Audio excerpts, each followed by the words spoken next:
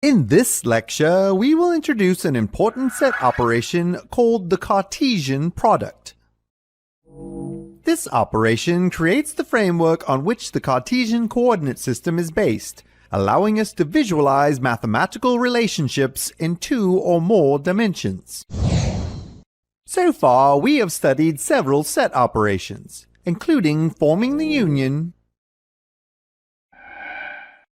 the intersection, the relative complement, and the symmetric difference of sets. Each of these operations creates a new set containing some selection of elements from the operand sets. However, the Cartesian product is different. It doesn't take its elements from the operand sets. Instead, it combines elements from the operand sets to produce new elements. The Cartesian product of two sets creates elements called ordered pairs. Forming the Cartesian product of two sets A and B involves creating ordered pairs as follows. We select an element from A and pair it with an element from B.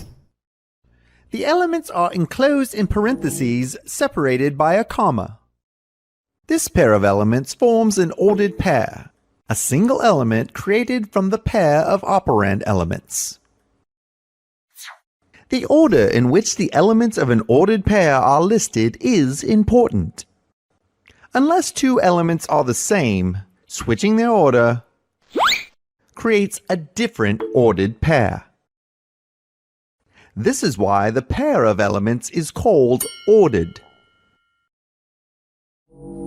To form the Cartesian product of two sets A and B, we create every possible ordered pair whose first element is from A and second element from B.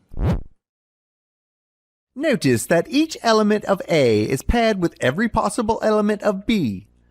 For example, the blue square from A forms ordered pairs with each of the triangles from B. The same is true for the green square and red square. Likewise, each element of B is paired with every possible element of A.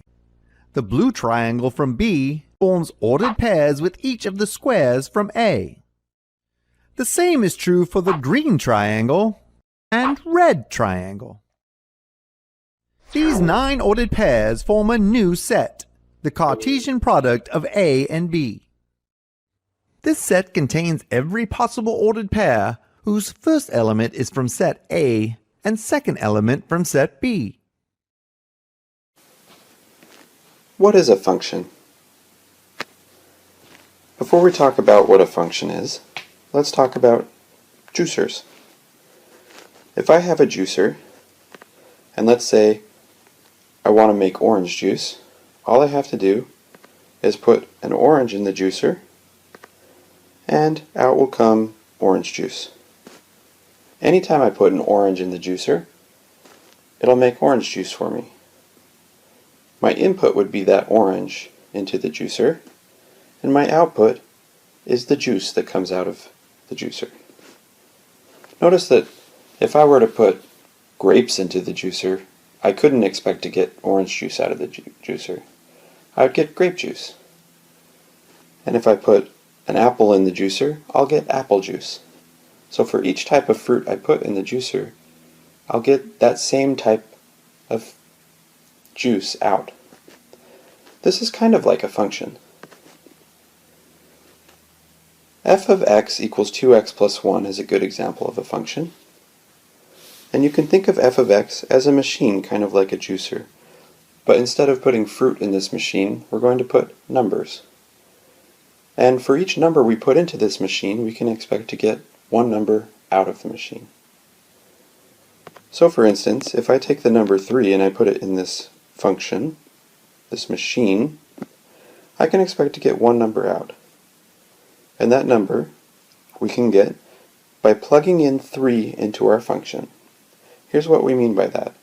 f of 3 is going to be 2 times, so we have an x here, we're going to replace it with a 3. So we have 2 times 3 plus 1. And that equals 6 plus 1, which is 7. So when I put 3 into this function, I can expect to get 7 out of it. Anytime I put 3 into this function, I'll get 7 out.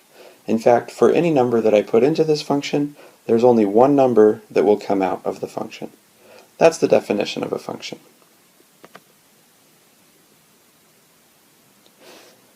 Here's one more example of a function. f of x equals 2 times x plus 3.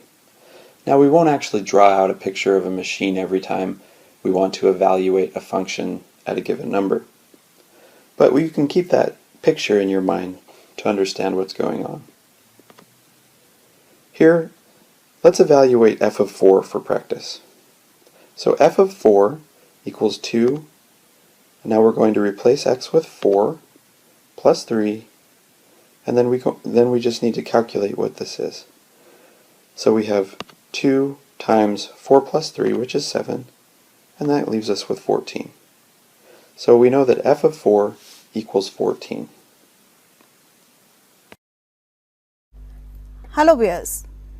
In our previous lesson, we understood what we mean by relation from a set A to a set B. We saw that we can associate elements of a set A to another set B if we know how they are connected, how they are related. So Aparna liked carnation, Vasudha likes rose and carnation, and the third person may like all the 3 flowers. Now today's lesson is about when does a relation become a function. A relation becomes a function when every element of the set A is related to, is associated to, is mapped to one and only one element of set B.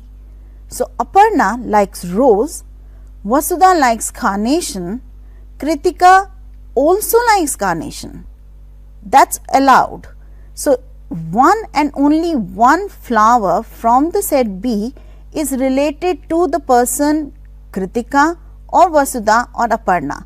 So Aparna cannot like 2 flowers, and such a relation is called a function. At the same time, an element of the set B, for example in this case the sunflower, is not associated with any element of the set A.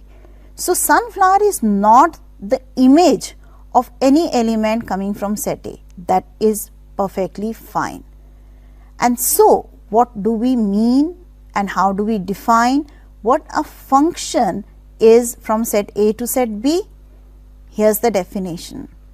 A relation F from a set A to a set B is said to be a function if every element of set A has one and only one image in set B. Now the words that are highlighted here are every. So every element of set A must be connected, must be mapped to one and only one image in set B. It cannot be associated with more than one element of set B. With these 2 conditions satisfied, the relation qualifies to be termed as a function.